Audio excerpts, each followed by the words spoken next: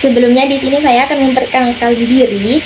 Perkenalkan, nama saya Laizia Utami dengan NIM 2051050 122. Di sini saya akan menanggapi video yang udah di-share sebelumnya oleh Bapak Abdul Wadud Nafs LCMEI yang di situ membahas tentang konsep dasar ekonomi Islam. Sebelum menjelaskan tentang ekonomi Islam itu sendiri, di sini dijelaskan ilmu ekonomi terlebih dahulu. Ilmu ekonomi itu adalah sebuah cabang ilmu yang membahas dan mempelajari tentang perilaku manusia dalam memenuhi kebutuhannya dan memuaskannya.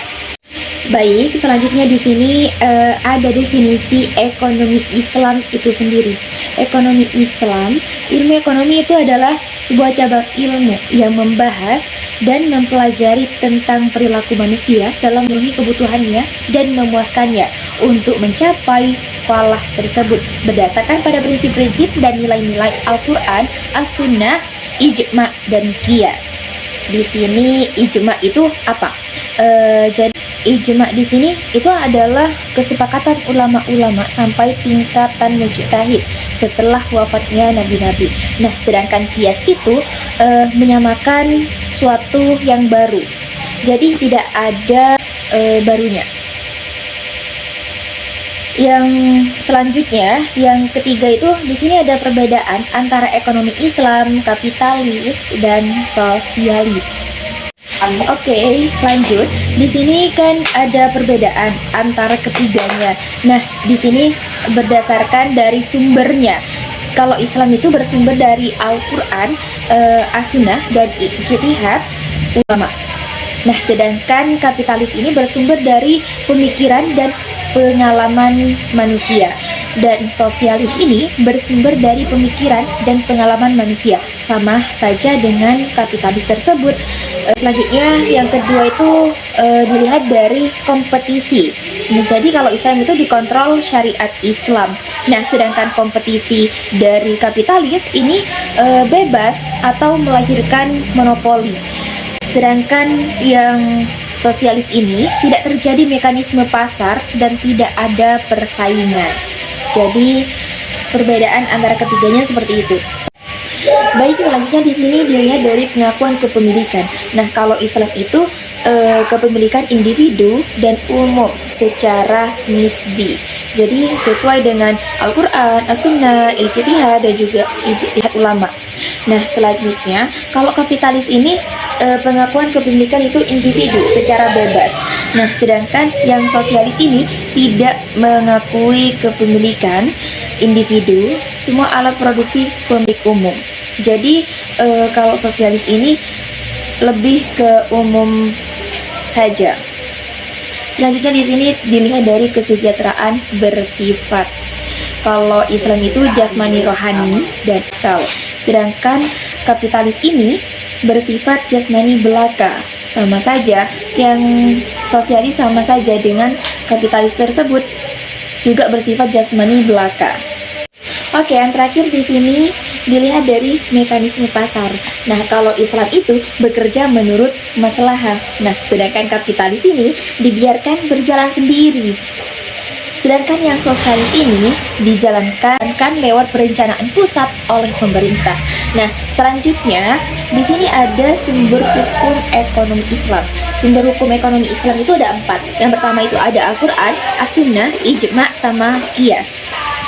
Kalau yang Al-Quran ini, setiap masalah itu harus bersumber dari Al-Quran itu sendiri. Jika tidak ada di dalam Al-Quran, maka bisa menggunakan As-Sunnah tersebut yang udah dikerjakan oleh Nabi Muhammad sebelumnya. Dan di sini ada ijma, kesepakatan ulama-ulama setelah Nabi Muhammad. Jadi bisa menggunakan ijma tersebut kalau tidak ada di As-Sunnah. Yang terakhir itu qiyas, menyamakan sesuatu yang tidak ada baru. Baik, selanjutnya di sini dijelaskan tentang dasar-dasar ekonomi Islam. Di sini ada 5. Yang pertama itu tauhid, meyakini keesaan Allah. Jadi kita yakin dengan adanya Tuhan kita yang Maha Esa. Yang kedua itu ada asidik dan amanah, yang artinya jujur dan tanggung jawab. Yang ketiga itu mengakui hak milik individu dan umum. Yang keempat itu adalah atau yang Maha Esa. Yang kedua itu ada asidik dan amanah, yang artinya jujur dan tanggung jawab. Yang ketiga itu mengakui hak milik individu dan umum. Yang keempat itu adalah atau keadilan. Jadi adil ketika menjual atau membeli sesuatu. Yang kelima itu ada al-tawazun atau keseimbangan. Yang keenam ini ada al-ta'ala atau tolong menolong. Jadi itu yang ada pada dasar-dasar ekonomi Islam. Baik, di slide ke-6 di sini dijelaskan, disebutkan juga tentang prinsip-prinsip ekonomi Islam bebas dari maghrib. Jadi yang pertama di sini ada disebutkan jadi maisir. Apa sih maisir itu? Jadi ini sama halnya dengan judi. Jadi hal itu tidak boleh digunakan. Yang kedua itu goror atau penipuan. Jadi menipu itu tidak boleh. Apalagi yang ketiga di sini ada riba. Jadi hal itu tidak boleh banget untuk dilakukan. Selanjutnya di sini ada karakteristik yang terakhir. Itu ada 8. Yang pertama di sini ekonomi Islam terikat dengan akidah, syariah dan akhlak.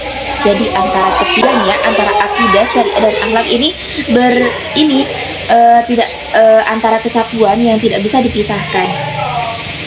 Yang kedua, harta kepunyaan Allah dan manusia sebagai khalifah. Yang ketiga di sini ada larangan maisir, goror, dan riba tadi. Yang keempat, keadilan dan keseimbangan dalam melindungi kepentingan individu dan masyarakat. Yang kelima, ada keseimbangan antara kerohanian dan kebendaan.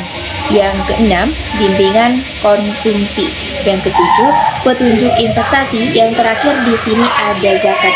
Mungkin itu saja dapat saya sampaikan dari tanggapan video Bapak Abdul Wadud Nafis.